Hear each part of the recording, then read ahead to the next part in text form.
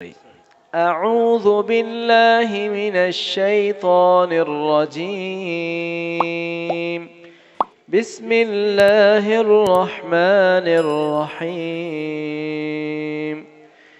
كذبت ثمود بطغواها إذ انبعث أشقاها فقال لهم رسول الله ناقة الله وسقياها فكذبوه فعقروها فدمدم عليهم ربهم بذنبهم فسواها ولا يخاف عقباها. جی میرے ساتھ پڑھیے. كذبت ثمود، سیٹی نہیں ہونی چاہیے تھا میں، نو وسل آن تھا. ثمود بطغواها، تو اینڈ غا اور بولڈ، تو اور غین موٹے پڑے جائیں گے. كذبت ثمود بطغواها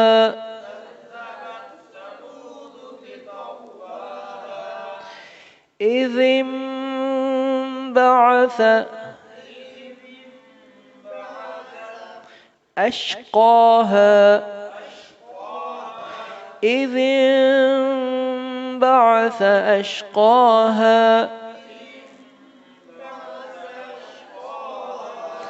فقال لهم رسول الله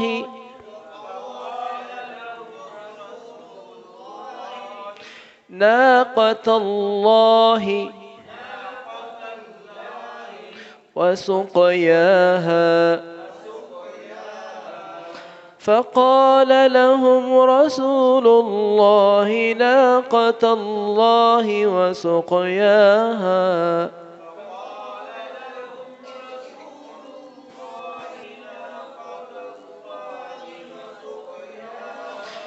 فكذبوه فعقروها فدمدم عليهم ربهم بذنبهم فسواها فكذبوه فعقروها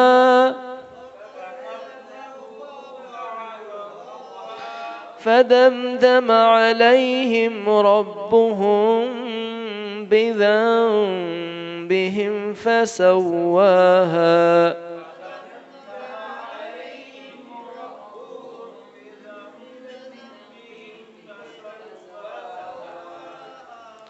ولا يخاف عقباها. سماعت فرمائے. كذبت ثمود بطغواها إذ انبعث أشقاها فقال لهم رسول الله ناقة الله وسقياها فكذبوه فعقروها فدمدم عليهم ربهم بذنبهم فسواها ولا يخاف عقباها. جی ترجمہ. کذبت جھٹلایا سمود قوم سمود نے بتغواہا اپنی سرکشی کے ساتھ. کس کو؟ صالح علیہ السلام کو. اذ انبعث کہ جب اٹھا اشقاہا اس قوم کا سب سے بڑا بدبخت، سب سے بڑا شقی، سب سے بڑا بدبخت کھڑا ہوا اٹھا. فقال اس نے کہا لہم ان سے، رسول اللہ اللہ کے رسول نے ان سے، اللہ کے رسول نے کہا، صالح علیہ السلام نے کہا کہ ناقۃ اللہ یہ اللہ کی اونٹنی ہے، وسقیاہا اور اس کے پینے کی باری کا خیال رکھو. اس اللہ کی اونٹنی کا خیال رکھو، اس کو مت چھیڑنا، اور اس کے پینے کی جو باری ہے اس کا خیال رکھنا، اس کو مت جو ہے وہ ڈسٹرب کرنا۔ تو یہ آپ کو پتہ ہی ہوگا، قوم سامود نے صالح علیہ السلام سے کہا تھا کہ اگر آپ سچے نبی ہیں تو آپ کوئی نشانی دکھائیں، تو انہوں نے اللہ سے دعا کی، تو ان کی آنکھوں کے سامنے پہاڑ چرا اور منہ سے اس میں سے اونٹنی نکلی، اور اس نے پھر اس کے ہاں بچہ بھی ہوا، اور پھر جو ہے اللہ تعالیٰ نے ان کو فرمایا کہ اب تمہاری آزمائش یہ ہے کہ تم نے چونکہ کہہ کر نشانی مانگی ہے، اب یہ کہ ایک دن پانی تم پیو گے اور ایک دن یہ اللہ کی اونٹنی یہ پانی پیے گی، جس دن یہ پانی پیے گی اس دن تمہارا پانی بند ہے، تم پانی نہیں پیو گے۔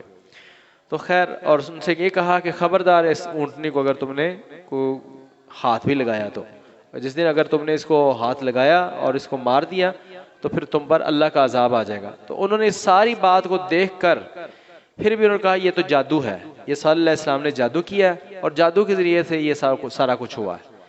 تو سارے نبیوں کے ساتھ یہی ہوتا ہے، پہلے نشانی مانگتے ہیں، جب نشانی آ جاتی ہے تو پھر کہتے ہیں جادو ہے۔ تو اس طرح کی نشانیاں رسول اللہ صلی اللہ علیہ وسلم کو بھی وہ کہتے رہتے تھے کہ ہمارے سامنے جو ہے اگر آپ اللہ کے رسول ہیں تو آپ کے ساتھ ایک سونے کا پہاڑ ہونا چاہیے، ٹھیک ہے، اور آپ کا یہ ہونا چاہیے، وہ آپ کو بادشاہ ہونا چاہیے تھا۔